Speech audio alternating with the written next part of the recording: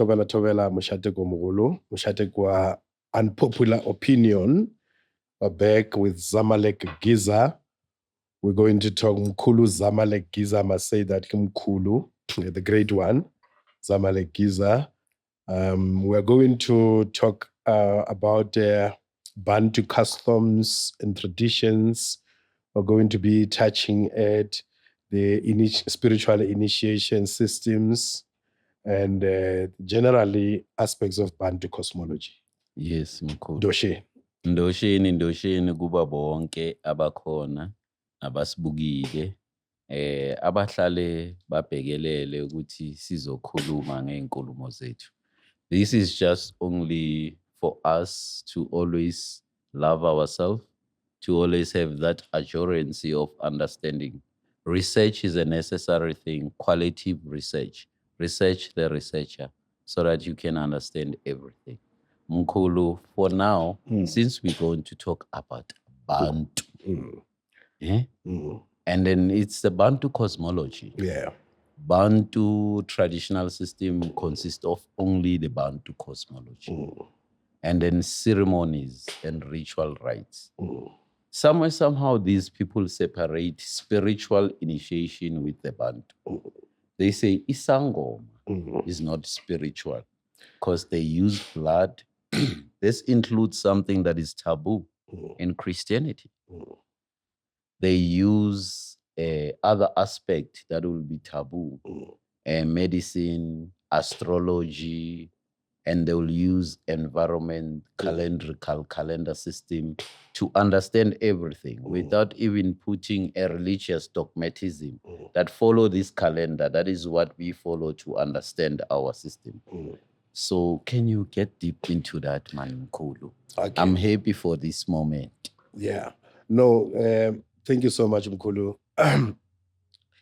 You see, every time you have Christianity criticizing African spiritual practices like Ubungoma is a healing system or a healing art within African spirituality.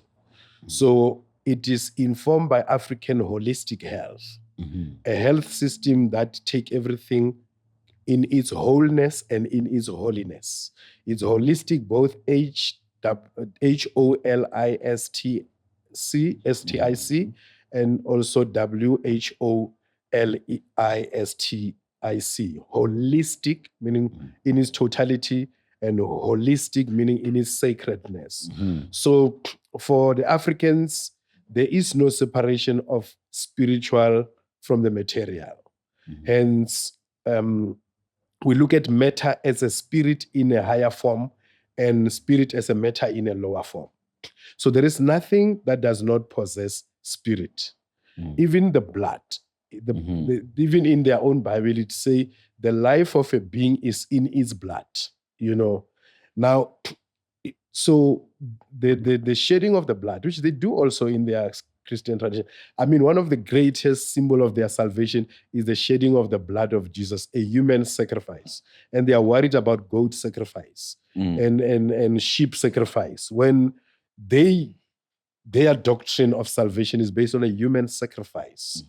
God sacrificed himself to himself about the sins that his people that they committed, or he created factory faults, beings that were incapable of comprehending his laws, and created them imperfect, and come and punish them for their imperfection, which he created itself. So it's a whole Christian psychological stuff. But let me get into that one of saying, try to divorce Ubungoma from African spirituality. Ubungoma is a healing system or the healing art within African spirituality. And that is why when we talk about how Robert Moffat targeted the first institution that he targeted during our colonization and Christianization, he targeted the first institution of African spirituality that he targeted was our traditional healers and our rainmakers, Dingaka, Lebaroka Pula, which is what I mentioned last, that in his 1842 book, Missionary Travels and Sin in Southern Africa, he make it very specific that Dingaka, the rainmakers, the custodians of our knowledge, they are a stumbling block to their Christianization of the Botswana. So now Christianity will always find it convenient to attack something about African culture, African spirituality, because Christianity in Africa, it came as a religion of the proselytizer. They are here to convert us, both European and African Christians. They feel that there's something inadequate about us that can only be completed by us being converted to this non-African religion. And therefore, it has a lot of things to say about African spirit. It was them who said our traditional healers are witch doctors. It was them who said our healing system is barbaric, is pagan, is backward. But do you know that the Bunyoro from Uganda, they were first people to perform cesarean birth. Thousands of years before the Europeans discover it now with their modern medicine healing. One of our oldest traditional healers is Imhotep from Kemet. Then you have also Zazamanga from Kemet. That the Europeans, when they shaped Western medicine, they copied from this system.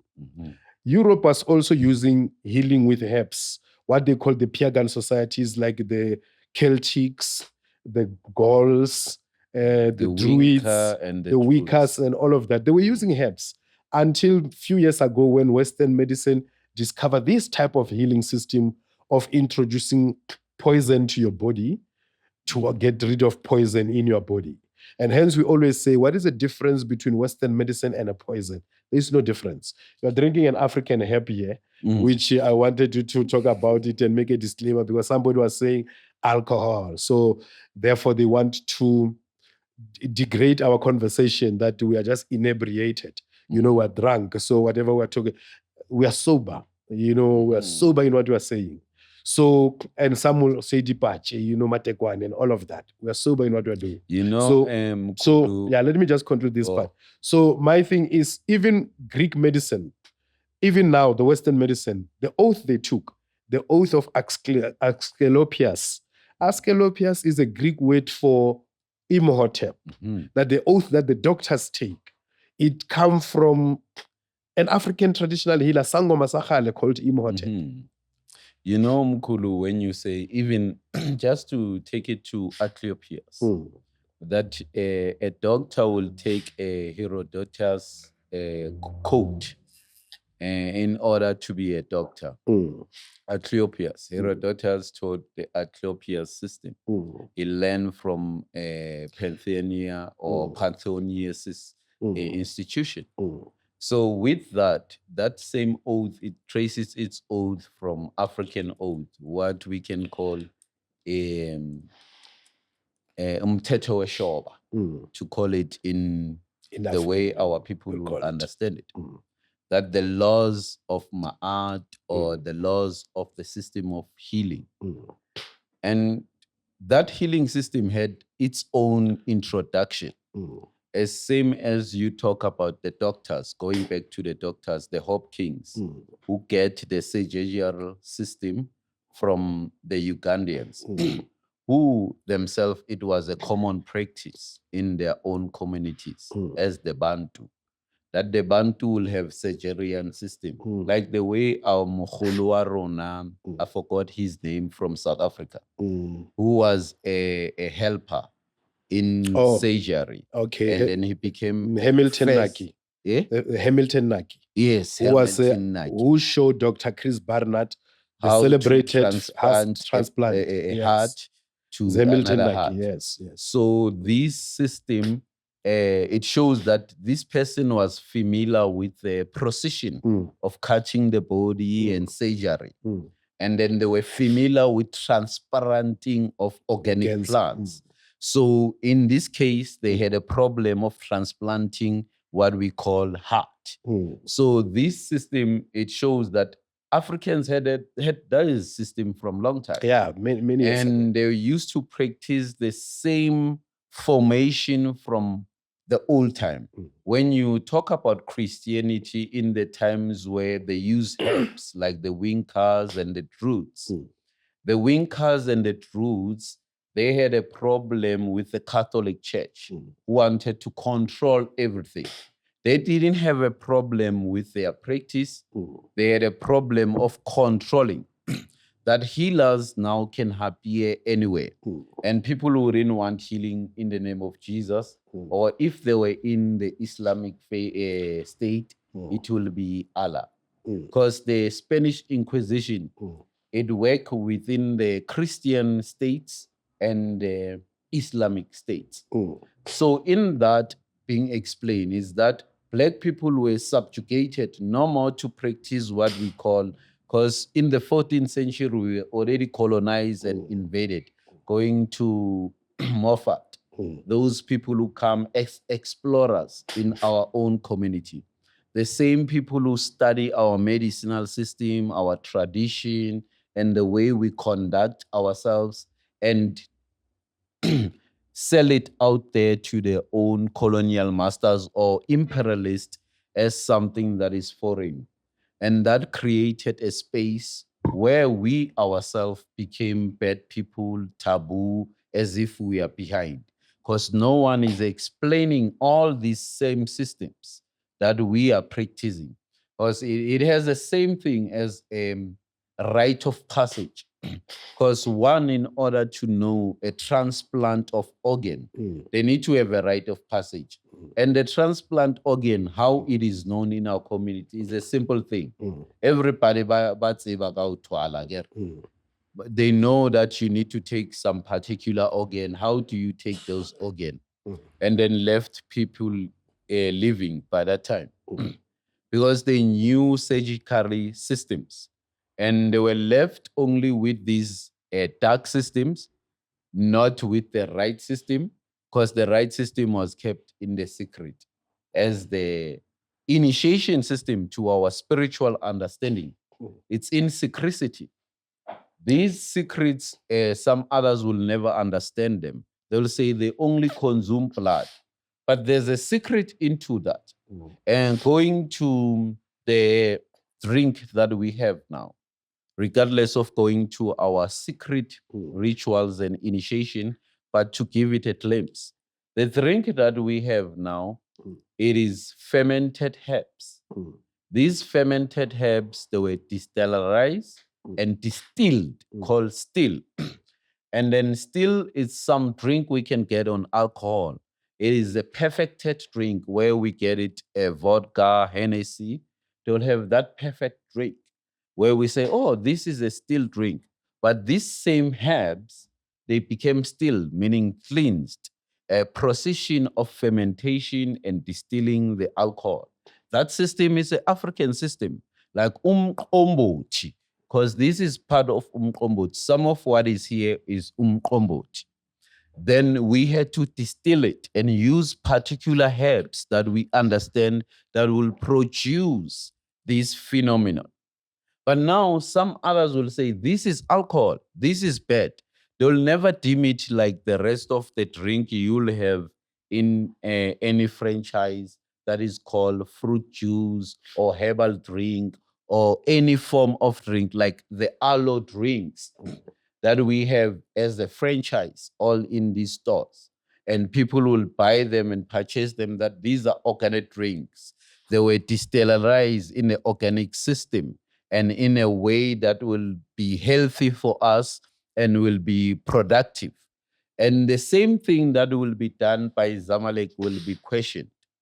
And why they will question it? They will question their own behavior, their own view of the world, that alcohol is a bad thing. Alcohol is not a bad thing.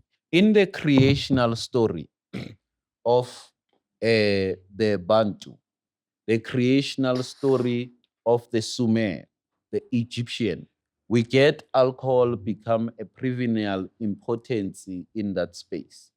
And that alcohol, it's the same alcohol that is mix of herbs and the same umqombothi that is mix of sorghum that we produce.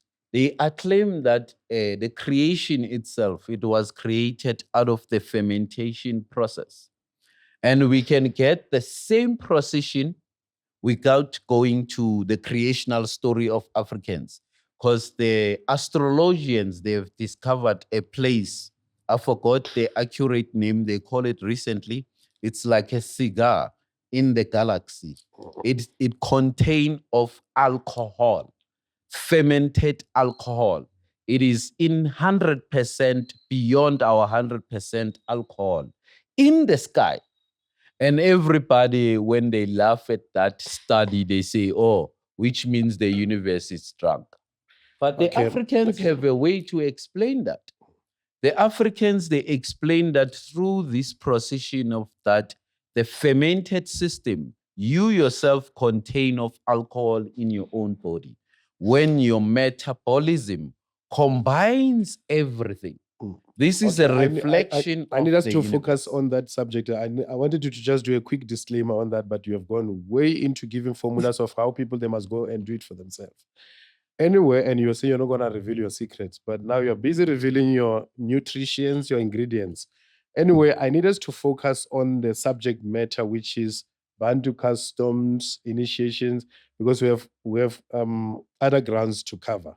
But in concluding that subject of Obungoma and African spirituality that you raised, you see, it is always from that area that brought Christianity, which is the area of the pastors, that is always pointing fingers at Obungoma and so forth. But what is very interesting is that it is only the pastor who go to the sangoma to ask for power to have his church full. But you never find sangoma going to a pastor to ask for power of the church so that his ndumba and his godlo must be full. So this is one way, particularly African pastors. Most of them, they have different areas. There are those who go to Ghana for this, to go into what they will consider in their religion pagan practices in order to get power.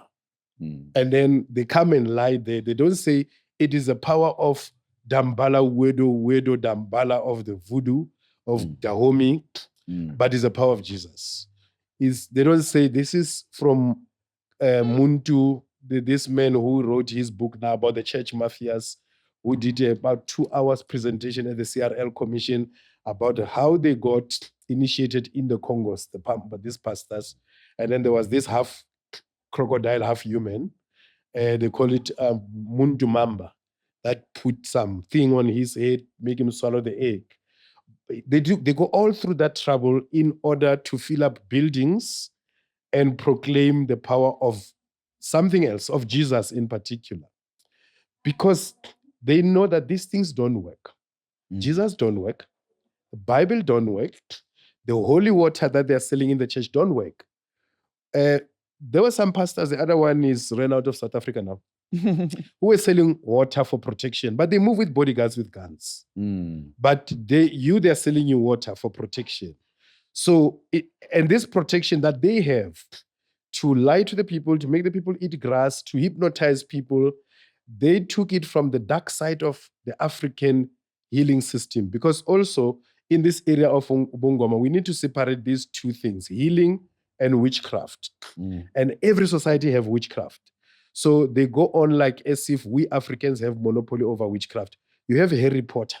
Harry Potter is about Boloyu, Bamakhua, Lidikolo Zateng, even the schools of witches and wizards. All those episodes of Harry Potter. You have Budi Shakespeare. It was in Shakespeare's writing, before they meet us, they talk about the 3 witches. It was in Europe, they had the witchcraft persecution. About 550,000 women were killed in Europe by the church under the name of witch hunt. These were women who were opinionated. These were women who were kind of like muscular.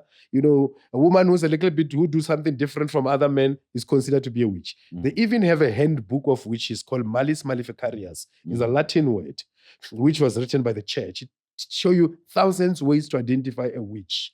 And then they came up with thousands of ways of punishing so-called witches, like burning at stake and all of that. So this concept of witch is like Europeans came here and accused us with their own evil, something that they themselves were doing among themselves. Remember, there's nothing that Europeans did to us that they did not do to one another. In the Greek mythology, Solon is the first person to sell his brother to slavery. The word slave comes from Slav, from the Slavonians, the first group of slaves among the white community themselves. They enslave one another. The first before they come people and who enslave started the us. caste system, The caste system among themselves, empire, and then they come and introduce it among ourselves. 4000 BC. Yes, all these many years. So everything that you see them doing to us, like you were talking about the white hobo and the treatment and their structure. I traveled with another one to one of these cannabis club shops they were opening when we were working with the Cannabis Development Council of South Africa. Actually, we were invited to open a setup by the Black Farmers Association of South Africa. So when we're getting out of there are these whites who are controlling picking, like those ones who went for Trump in America, the car packers. Well, so now when he's doing that, so this white guy I'm traveling with, he said something quite negative about that man, He gave him money, but he said, I don't like these people, these beggars. I say, why? He said, these are trust fund children. They've chowed all their trust fund money and through drugs. And then they're busy packing cars. I'm asking him, are you saying to me that every white hobo in South Africa here are trust fund children who depleted their funds? Got the drugs. Yeah, basically so. And when you come to think of it, apartheid, this black economic empowerment, apartheid had white economic empowerment. They empowered whites before they hand over government. There was a wide-scale looting. Some they painted even gold with silver. They catch them at the airport in 1994 towards the election.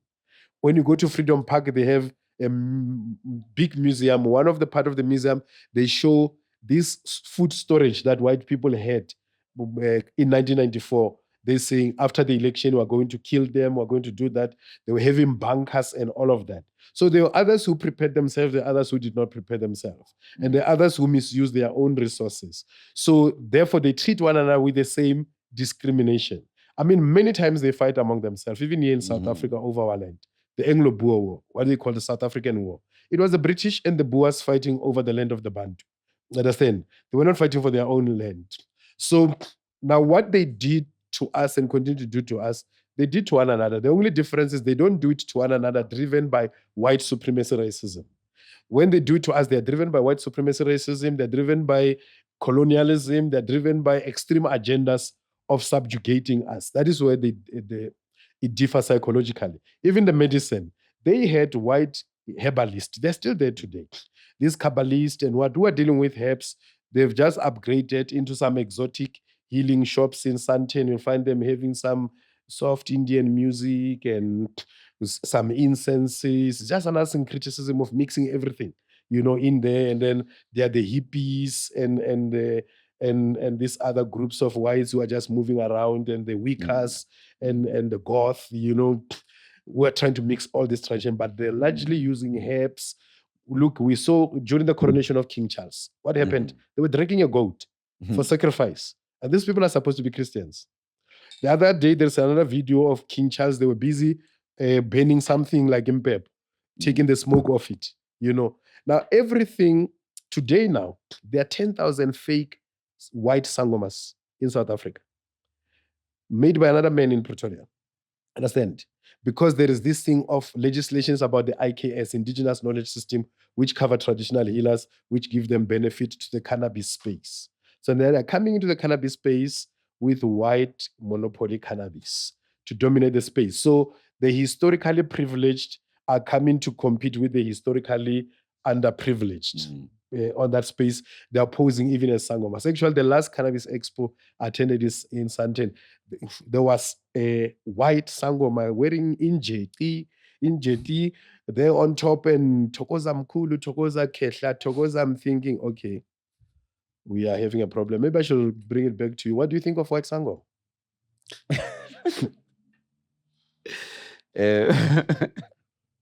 Pardon me for laughing. May I please laugh for a moment? No, you're allowed to laugh. Yes. Where there is joke, you laugh. Or where there's something that press your laughing organs, you must laugh. We don't know what makes you laugh. The white sangoma problem, to just start with it. This is the last question with all the inquiries and things you have said that are disturbing the spiritual initiation of the Bantus and are disturbing the Bantu cultural and traditional knowledge system and ceremonial rites, such as the festival ceremonials and the limited ceremonial and daily ceremony. So going to the white people, when they become sangoma, that is where ostracization happened. Because we view it, I'm not saying there's no person who can attend spiritual activities. But now the white person, when they become sangoma or Indian or Arab, it becomes a problem because they are not sangoma according to their DNA and their functional existence. One of the basic things that happen within the Bantu or the sangoma institution is that you must have your ancestry who used to practice the same systems. And this ancestry must teach you and connect with you. Going back to the topic we had of the Akasha, they need to put you into the Akash space, a space where you're going to learn all those mysteries. So they need to be your ancestors rather than someone else. It is not a religious idea where we can learn all of us from one particular person. Whereas I have my bloodline I need to feed on. That is the traditional knowledge system that we can see even in the Egyptian Book of the Dead. We can see in the Sumerians. We can see even in Africa. It's a same continual system that is being practiced, not a religious one. So I wouldn't say a white sangoma is bad, but they need to know their ancestry. Do they understand if they are from Verwoerd, who changed their surname, who was called Tiliosas or Hagotia in Italy or wherever they are from? Or they came as Huguenots here. Because the Huguenots, who assumed to be Boers in South Africa, they don't have a proper, accurate research of their ancestry because they were Huguenots who were prayer people for the Protestant church against the Catholic Church. So when they came here, they came already losing their own ancestry. So it's a big problem if someone like that, who have ancestry like that, and they want to assume Bantu ancestry. I know that you can have, in that space as a white person, they can have a black slaves, or we can call domestic workers. And those domestic workers can suffer maybe death or any form of thing by being in that space. Then that need to be rectified. But it doesn't mean a person who's born with a white blood can inherit a slave or someone who owned that land. It doesn't matter the fact or the system that happened there. But at the end of the day, it will create a problem. So a white person can never be a person who get initiated for that, but they can get reprimandation, atonement, and other aspect of religious aspect, the way they will call it in their religious language. But the Bantu have that religion in order to rectify your sins, to wash away your debt, to cleanse away your crime, what we can call a court system. And it has a Vedic and juridical system that belongs to the Bantu. So to have that, one sangoma that is white can never just assume the Bantu lineage without having Bantu descendancy, without having accuracy to the Bantu bloodline. Because when we practice Ubungoma, it traces back to our bloodline. So it doesn't have a religious aspect on it. Well, yet some others, they've added religious aspect because of geomancy system that we use, because of ornaments and tools that we have. One can correlate these tools and the geomancy we use towards everybody who can use geomancy. You can find geomancy in the Shinto system, where they will draw lines, geometrical lines, in order to identify prophetical systems for them, like the Chauteng, where some other people will open pages, but you need to throw it in the ground, the Chauteng book, so that when you open pages, it can predict your life. These are systems that we can correlate within Ubungoma. But we cannot correlate the spiritual intense cultural practice that correlate to the rite of passage of the Bantu, that correlate to the ceremonial practices of the Bantu. Because the Bantu are the ones, no matter this ceremony can correlate with you as far as you can found yourself with the different rates. But you need to follow the procession and the protocols, meaning you need to remember your own ancestry, learn from them, wash them, purify them. As far as we still practice it even in today, any average person who's not initiated to Ubungoma, they practice the understanding that I need to wash my ancestors so that my ancestors don't throw their poison to me or whatever enema or enna they have left here, since we know that a person has an enna. So they will left an enna, and that enna is known as anima in Latin. So in Latin meaning, that is why a person is called anima, without going to the detail of the way.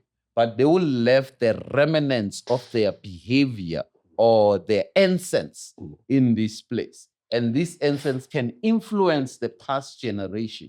So to purify that essence, we had rituals in order that that essence can never have imikuba or bad influence for us or bad tendencies, where someone used to be a drunkard, and when we drink alcohol, we'll inherit their drunkard chaotic behavior, tantric behavior. Or when someone was promiscuous, we didn't inherit their promiscuous behavior in order when we want to build a family. All right. So these are things that will be highly dangerous if a white Sangoma claims to be, because they don't know such direct spiritual connection.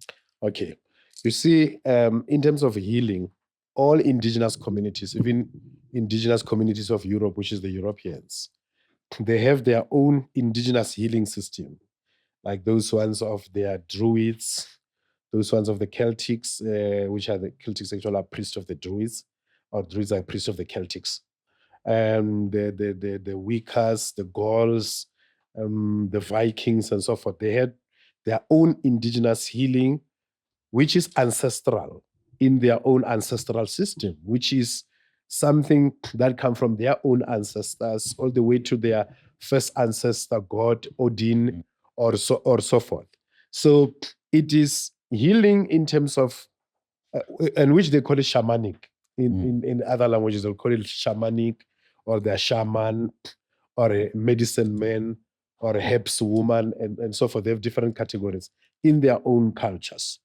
And now, and this is the part I'm talking about. So we don't say Indians don't have indigenous healers, Europeans don't have indigenous healers, it's only Africans. We're only saying that African indigenous healing is indigenous to African people.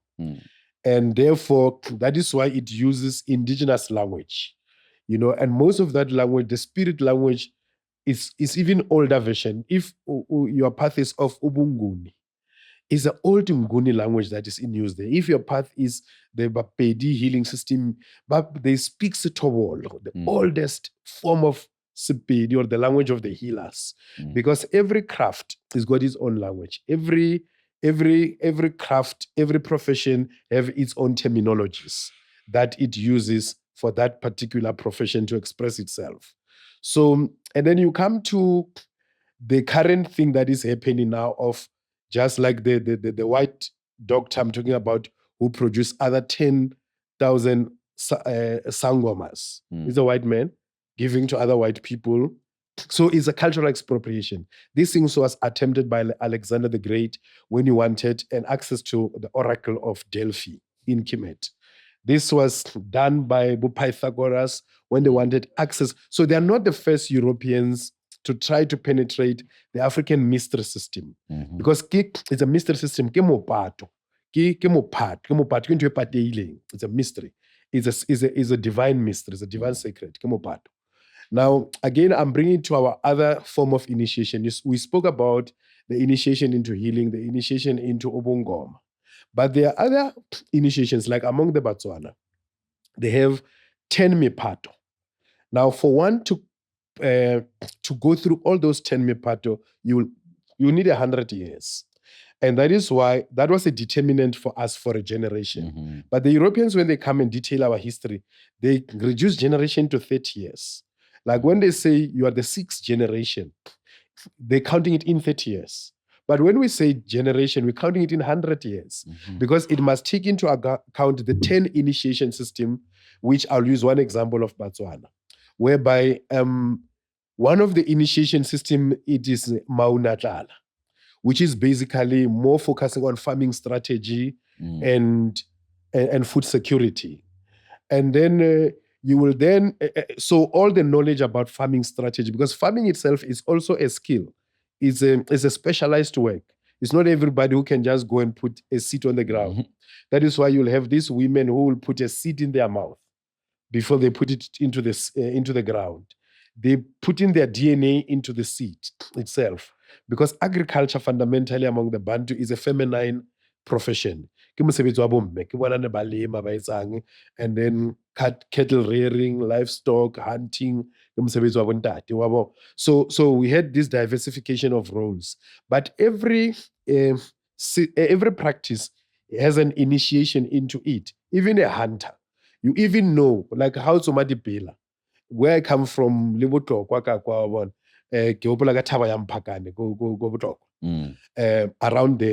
there was a lot of dipila, the mountain rabbit. But the rules is that you catch only 3. If you go more than 3, they're going to come now, the snake now, that have a head of a pillar. Will think you get pillar. So I have a grandfather who fought that the whole day, nailing a traditionally. He got into the cave, he was catching that. The next one that came up was that snake, Lijapela.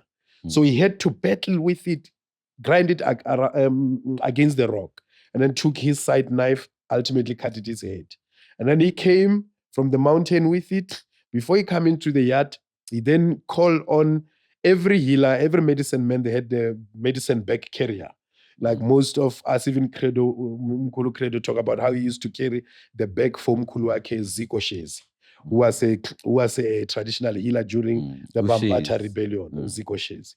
So now he was a medicine man of his grandfather before, and that is how eventually it get passed to you, because it's your process of initiation. It begins with that as a bag carrier. So today, the ice boys of the politicians were supposed to be the medicine men, the one who's being groomed, not what we see them every time they say, this so-and-so was my ice boy. No, the ice boy was supposed to be initiated because it's close to you. It's like this man now we see in Shaka Ilembe or Mbopa. The role is playing around Oshaka. Food, he must be the first one to test it, he's the one who disposes his stool, because Abatakati must not get access to his stool, his feces. So he's the one who, so he's initiated into a role. So it's a day-to-day practice. And then you have, I talked about Bumaunatala, and then you have Ditsutswani. Ditsutswani now, it is this initiation, this mopato, that is dealing with knowledge, custodians of knowledge, keepers of knowledge. They're the ends. And then from the Obanelebu, Marola Tebe Shield, they are more focusing on defense. It's in initiation. So all of these professions that we had, you were initiated into them. You did not just come up and you do randomly everything.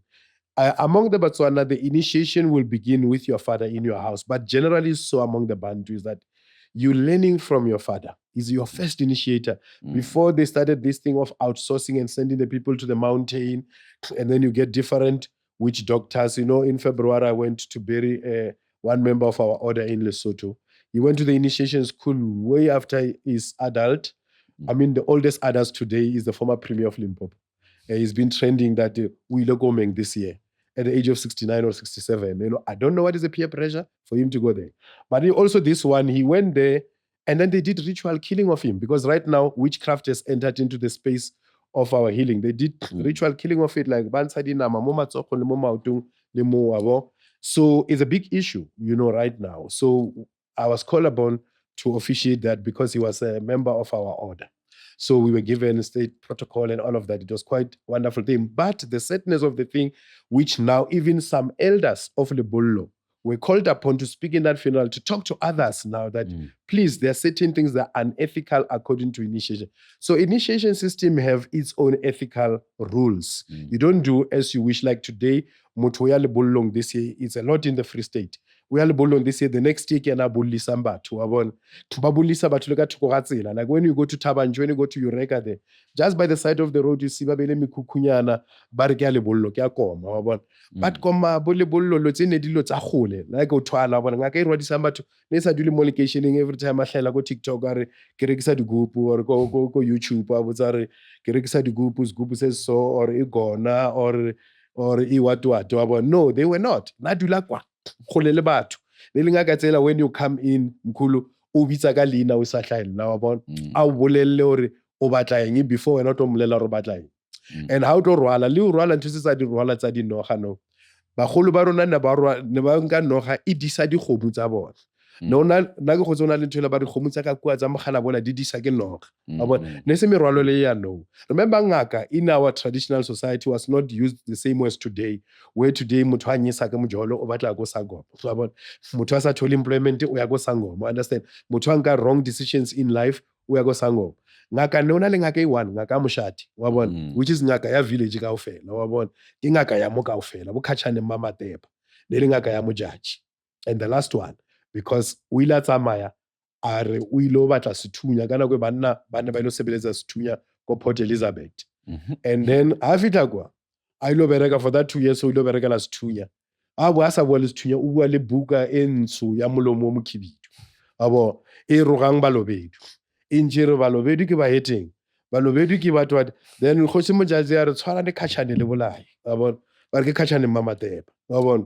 So tseo ne le dingaka tsa moshate wa bo se le re ba bangwe ba tsama ba fitla ba convert no. So he's turning against the way of his ancestors because your way of your ancestors have the mudimu ka mogare. The God of your ancestors, like the God of the Bible is very specific, is a God of Israel. He never at any time said he's a God of the world. He's always said, I'm the God of Israel. And then it's repeated in Isaiah. It's repeated in the Chronicles. It's repeated all over that he's a God of a certain group of people. He never said he's a God of the universe. So these things, you also have the God who's central to your spiritual practices or cultural practices as an African person. Hence, really, African spirituality, Ubungoma is a healing system within African spirituality. And then I was talking about some of these other Stabatswana. I said there is different groups. You have Mumulita Mutsi, all of this type of thing. But all of this thing encapsulating the whole thing is that there is initiation system for every practices within. Even this group who call themselves the self-initiate. Nobody is self-created, let alone self-initiate. The fact that only certain practices of healing among us, that does not require you to have an igobela because you're initiated by your ancestors at night when you are sleeping. Amatong, they're the one who are showing you, you're going to tomorrow look for this plant. They even show you the Taulats. If you go under that tree, you'll find your divining bones. You understand? So, self-initiate, whereby basically it's just another Magana Wushwa of some sort. Rena, we don't bow to anyone, and they go around and say, Kimakos, you about. Even Bukos, Inkosi ngabantu. Even Bukos doesn't stand monolithically. Bukos developed from our African Council of Elders. We took one among the elders who's brilliant, who's whatever, and then we put him there as a king. And then his family become the royal family. But this person, he's there on our behest.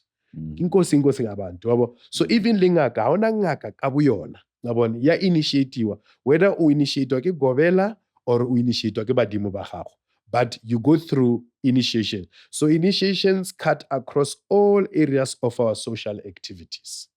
Yes, when you talk about initiation, with a lot you have said, with some of the Balubedi, on how some of the initiated have lost their tradition, going to fetch a gun, and then they come back having a Bible because the gun was of the revolution in order cultural revolution towards what they've experienced.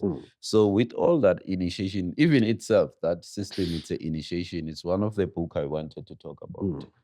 a grain of wheat, Okay. written by Ngugi wa Thiong'o. Yeah, he talks about such characters where some of the people wanted to fight for their own revolution, but they end up selling their own self because they had to sustain what we call individuality.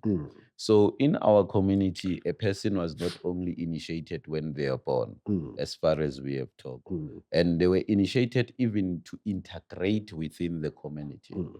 And not for knowledge system, but to integrate in the community.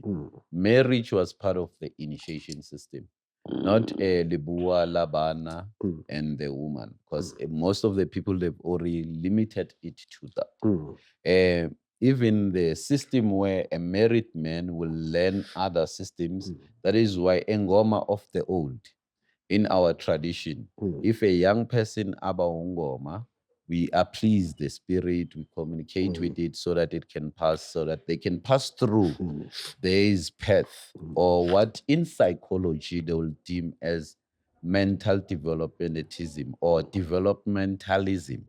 It's called like that, developmentalism. So it's a system that passed through from the boy to from a child to a boy to a man to a family member, a husband, because these are ranks and rights, to a father. These were part of this initiation system of our community. In order the community will have what we call social structural system, and it wouldn't have problems where no one wouldn't understand where is their positions. But these nowadays will have, people will have problem of their position where they will say they are self-initiate and all these things. These are borrowed from Christian or foreign influence, if we want to put it into content of colonization. That when colonizers came in our territory, they create foreign influences.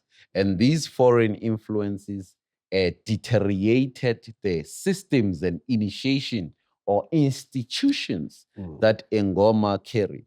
Hence why I said a white person cannot be a sangoma per se, or they cannot carry ancestors of the Bantu. But they can be, yes, they can be part of the sangoma, meaning the sangoma can be carried within the Winka system or the root system or the secret system their ancestry carried, so that it can be passed through to them and to the next generation.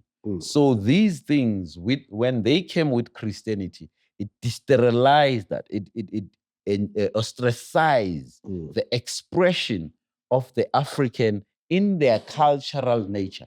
That is why, going back to Mukulu Obueng Kayena, he had to go to an emergency situation. And that emergency situation is when their territory has already been encompassed by foreign entities, where they will need foreign aspect of engaging in war. Whereas in the traditional system of Bantu, we never engage in war exactly as the European. There was a way to initiate us to war system. That is why there's war initiation system, and the way you have talked about it in our all social systems and our family structures and our state structure. That initiation was embedded in all those positions, that when you reach such a rank, you'll reach a rank of self-understanding and your position without quarrels and debating with other people who are not in your space or in your position.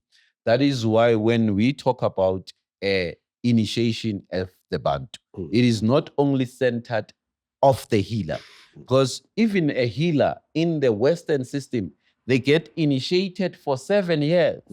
And that is where a doctor will pass through all those lessons and knowledge system, whether they are gynecologists or they are biochemistry doctors dealing with medicinal system or dealing with human physiology or either human autonomy in either the private part or the teeth, to dentist, to optometrist.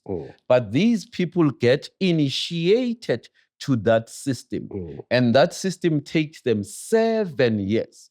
And we can get that same system of initiation being applied in Egypt when the investigators like Champollion, like Hendroko, Pritchard, all these characters from Europe, when they get to investigate the Egyptian initiation system, they found that it takes you 7 years to be a healer before we talk about other systems.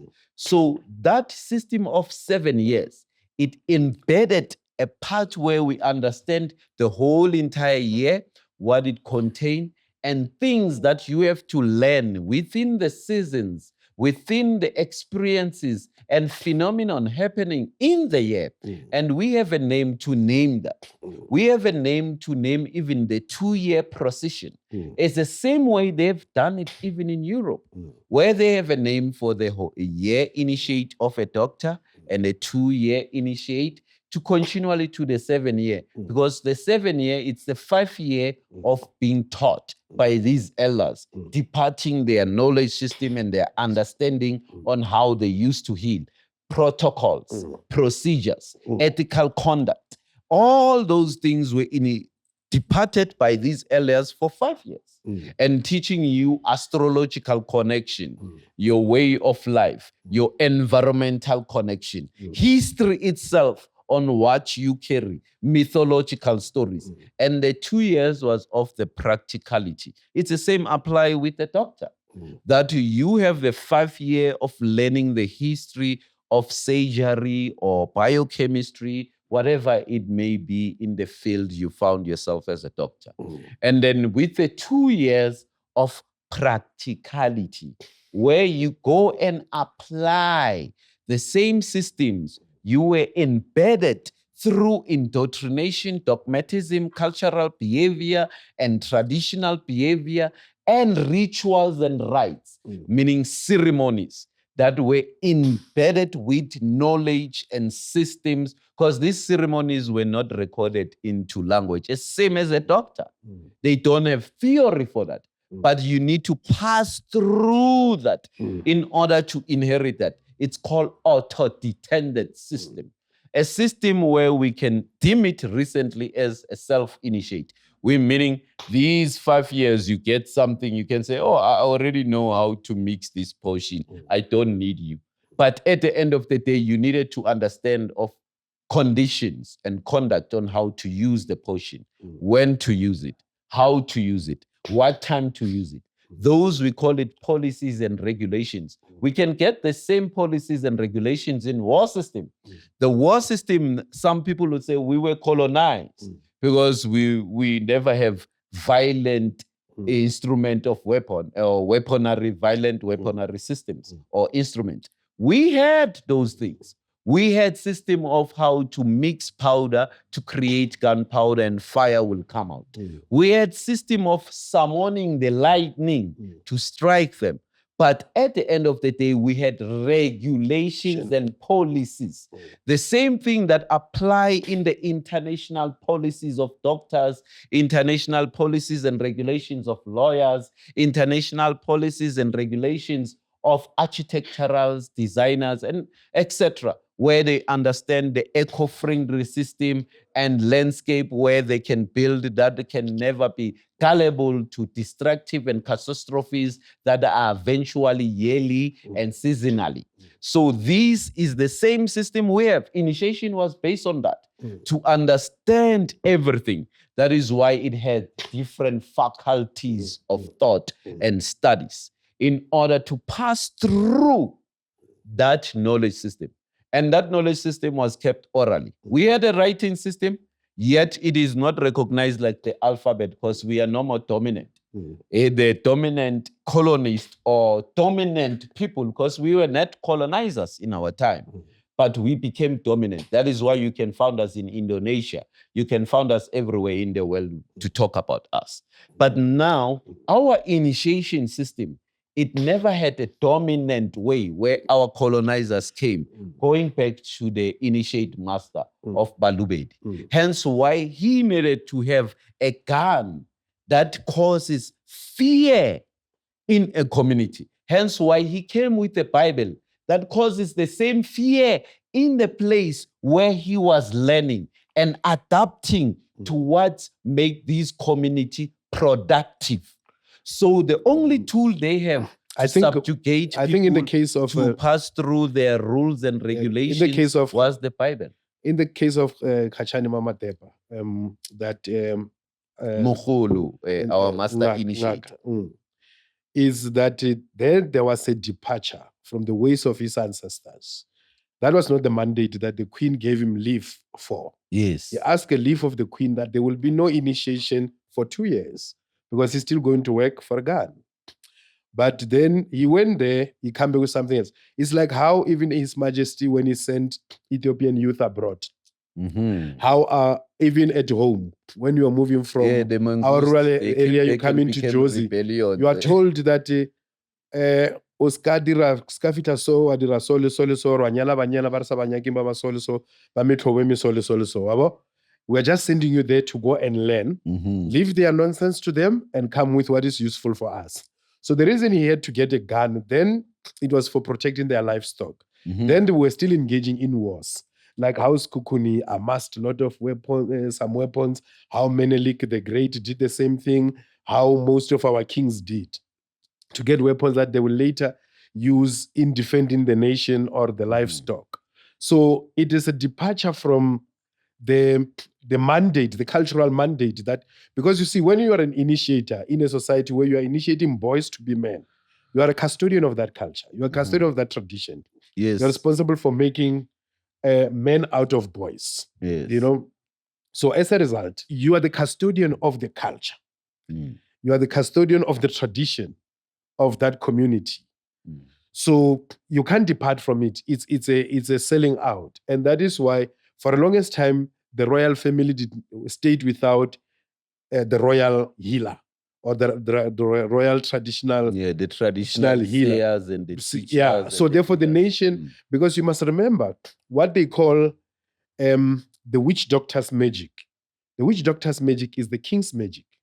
And if the king loses the witch doctor's magic, the king loses the right and the power to rule. Because ruling the people is magical. This is a statement that was said by Mondli to Senzangakon, that bongaka boloi bangaka ke boloi ba kgoshi. Ne kgoshi e ka loser boloi bangaka, e loser matla o busha. Obane go busha setšhaba ke boloi. Ruling the people is magical. It's a whole lot of energies that you need to manage them. You need to manage tempestuous hearts. So now that itself requires something. That is why there's only one traditional healer. Oskaba two, the other one was director Batokwa, the other one was director Batokwa. Understand? So the society then had this as custodian of the tradition, and from they depart from their ways. But also with the 10 initiation system of the Botswana, for more and further engagement, I'm going to refer one of my elders in the space, Ngaka Moki. You know, we were together at Ulundi. We had a conversation about that. He speaks a lot about that. And then the other one, maybe one day we'll invite him here, BK, Buikanyo. He tell you about the importance of Buloi. I really want to job Perakan. BK. Go Northwest. So they work together. So I'm just saying I must acknowledge these elders as custodians of knowledge and some of the people who part this knowledge with us. Because tomorrow people will be like, where can I read that book where you get this 10 initiation? There's no book. You know, is some of the thing come from the custodians. Akashian records. Yeah, and also the custodians, because we still have this custodian of our knowledge system. Just like we are the modern custodian for many, we are the griots and the Sanusis of our time, because Sanusi simply come from Sanusi, the uplifter of the people with knowledge, the custodian of history, the custodian of our spirituality, the custodian of our culture, because our ancestors will never leave us alone. When they took Mkulu Credo Motwa, they never created a void. They created the next generation, which we still reference him, we still reverence him, still talk in reverence to him and reference him among others who came in the space. So with the initiation, again, you touch something about, I want to emphasize on it, isinyama. You know, isinyama come from sinyama, whereby people always consider that when you eat the meat, inyama, you're taking on also the energies of that. Yes. So you have to go and wash it, isi nyama, because you're possessed by sinama. Wabona, the way of the animal. So you have to atone. Just like when the Amabutu were coming from battle, they had to go and wash. They were not allowed to go and sleep with their wives. Actually, there were certain societies where there were certain girls who were put aside for these warriors. When they come back, they sleep with them. That poison, that war trauma and anything. These are girls who will not be married or what, because either they are the ones who already came back from marriage, they're the ones who had certain cultural taboos, who broke their virginity, who did that. So they form a particular class because there's always function for someone. So there's always function that you will find for someone. So they had to go and also perform these rituals of cleansing, which was that every time people eat meat, our ancestors, our grandfathers will have 1,000 cattle. But it does not necessarily mean to say they were eating meat every day. They were eating mirojo, mikusha, they will drive in mirojo and all of that.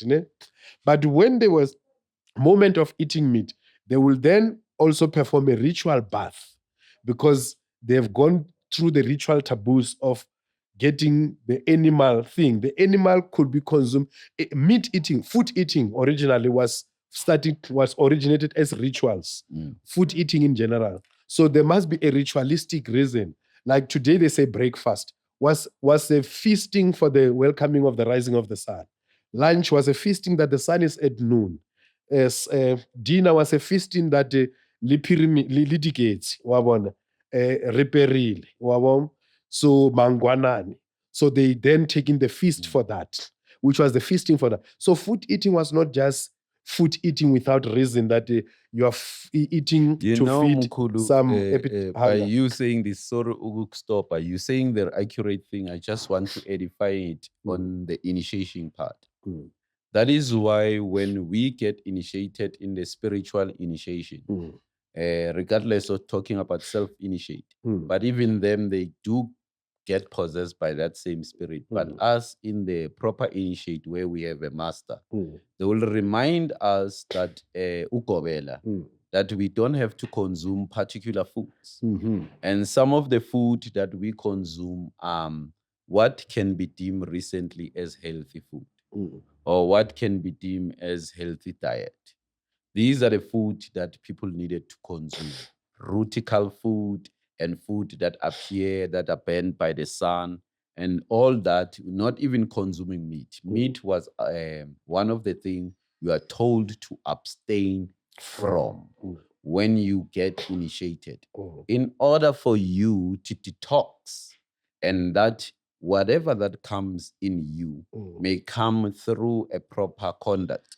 When you have already detoxed, you have already came away from sinyama, as you have deemed. You have already came away from the ura of the cow, and you are able to express who you are. Then you are able to express the self because you detox from all the gases, the lipid acids in biological terms. So we understood that procession.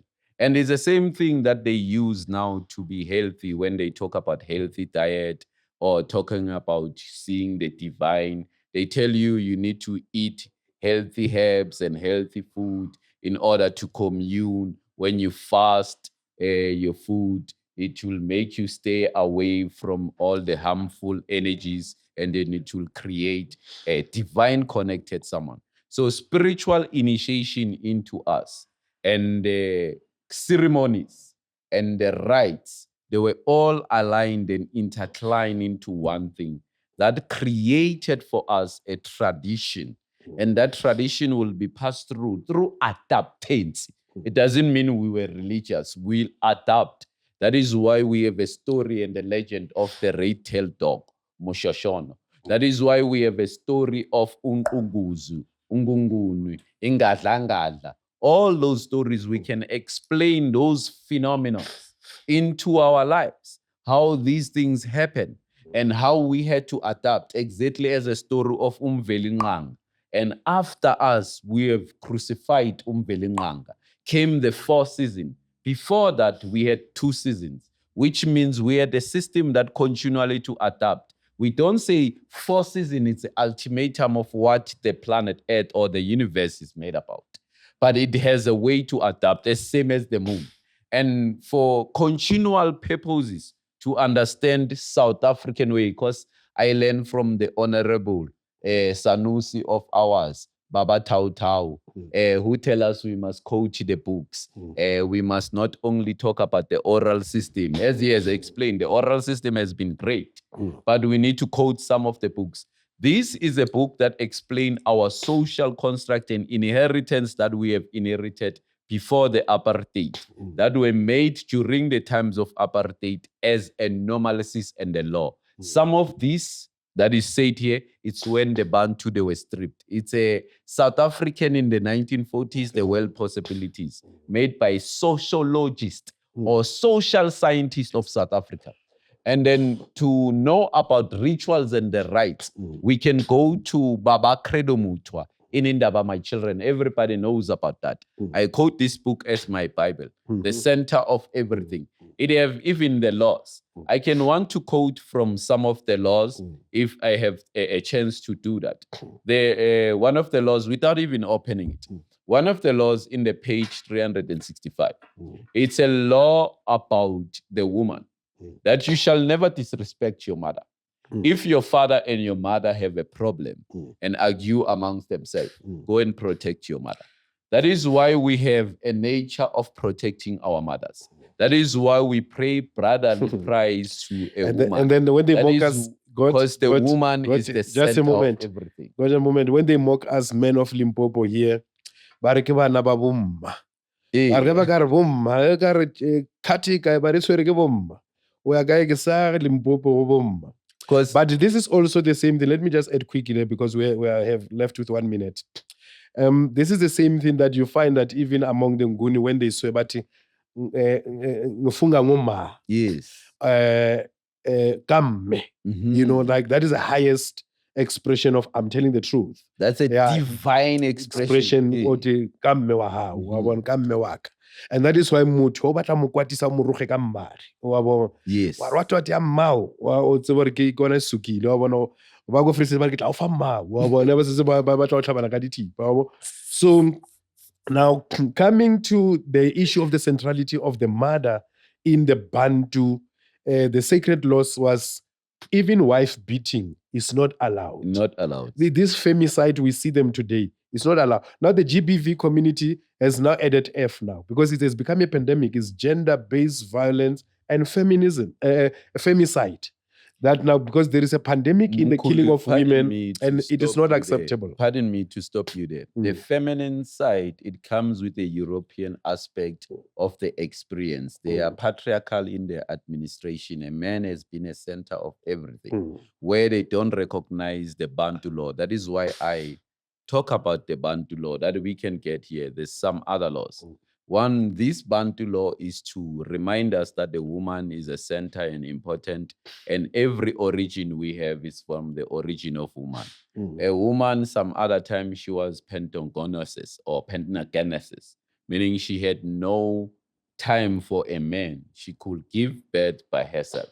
But since we are here, these spoiled, crooked ones were made by Nankai, the so-called aggressive and chaotic human beings. Maybe my grandmother was wrong, but you are chaotic as a man. As me, I am chaotic as a man and aggressive. So we need to always respect the woman and not adapt to the Western or foreign influence that has made our spirituality, our tradition, our sacred initiation, and our rite and passage of system has made them to be degraded and never to recognize where we have taken the milk. Give thanks. You still have a monologue. You can give that speech because we have 1 minute. We need to wrap up. Yeah? So in conclusion to our conversation about Bantu customs and tradition, initiations and rituals related to that. We've reached the conclusion of our conversation, but I need to touch this part that even with our totems, ancient Kemet had 42 provinces. Each province had a totem, and each totem had a divinity. That is why when you have the 42 laws of Ma'at, they each one have a divinity who's representing each law, what they call the netta, collectively the Neteru. So these demonstrate to us that there were different school of thoughts. There were Heliopolis school of thought, there were Memphis school of thought, there were Thebes school of thought, but there was also the unity of Kemet. And in that you see it in the principles of Ma'at, which were one of the requirements for your initiation. But also it extends to your own totem, that this particular totem it belongs to, you are also initiated into it. It has its own eponym, Siboko Sating, or what you call Sereto or Stakazelo, which is also your code or your creed in your own initiation. Re mošate ko mogolo, ditaba ga di fele, go fela nako di anege. Ashe.